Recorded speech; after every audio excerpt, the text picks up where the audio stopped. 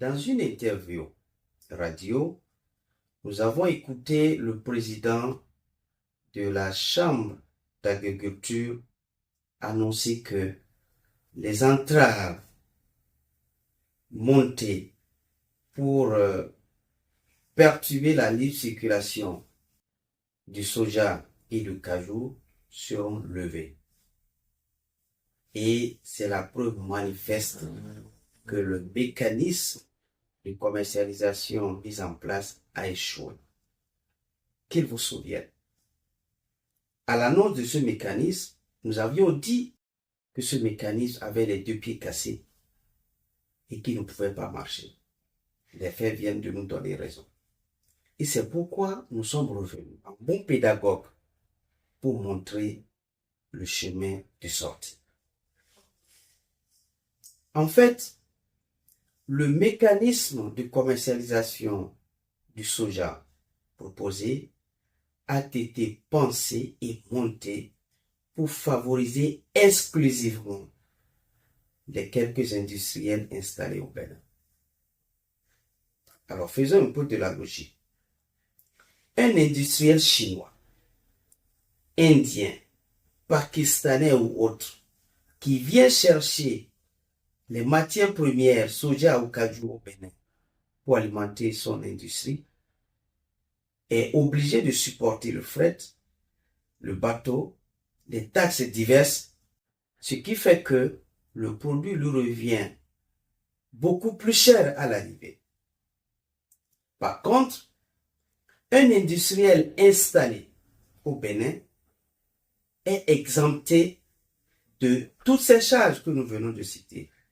Et cela devrait le rendre plus apte à acheter le produit à un prix meilleur que l'industriel étranger. Si ce n'est pas le cas, ça veut dire qu'il y a un problème. Et c'est justement à ce niveau qu'il faut agir.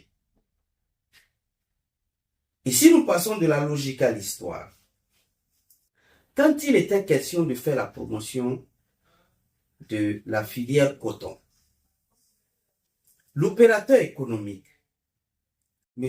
Patrice Talon, détenait le monopole de la fourniture des intrants coton.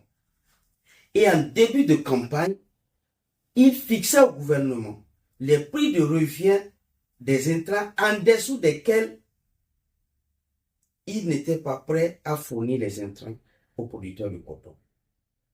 Le gouvernement acceptait ces prix en demandant aux producteurs de payer ce qui était supportable à eux et au gouvernement de payer le reste. Et à la fin des campagnes, on établit ce qu'on appelle le tableau carré qui permet d'estimer la quantité d'intrants consommés par les producteurs. Et c'est sur cette base que le Trésor public payait cette différence. Voilà l'histoire de la subvention des intrants coton. Aujourd'hui, M. Patrice Talon, devenu président de la République, chef du gouvernement, a décidé de faire la promotion de l'industrialisation au Bénin, ce qui est une bonne chose. Et les producteurs qui détiennent les intrants de ces industries, c'est-à-dire le soja et le coton, ont fixé les prix de revient de ces intrants en dessous desquels ils ne seront pas en mesure de livrer ces intrants aux industries. Alors, qu'est-ce qui empêche au président de la République, qui a la clé de la décision, d'appliquer le même principe dont lui avait bénéficié en tant qu'opérateur économique pendant des décennies, d'appliquer le même principe aux producteurs de soja et de cajou qui sont aujourd'hui les détenteurs d'intrants aux industries. Pourquoi? Alors, si cela n'est pas possible, qu'on libéralise le marché du soja et du cajou pour permettre à tous ceux qui peuvent acheter ces produits à des prix rémunérateurs de venir les acheter.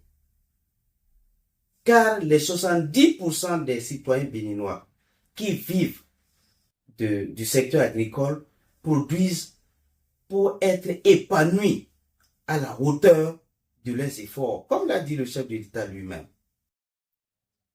Il ne faudrait pas qu'on les empêche de vivre du fruit de leur labeur. Pour finir, je voudrais dire que le problème de commercialisation du soja reste encore entier.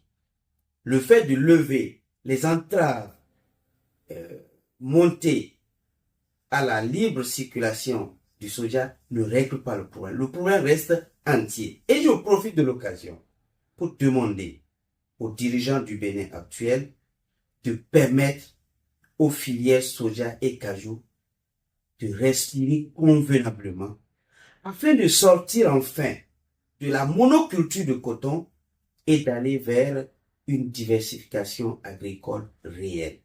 Je vous remercie.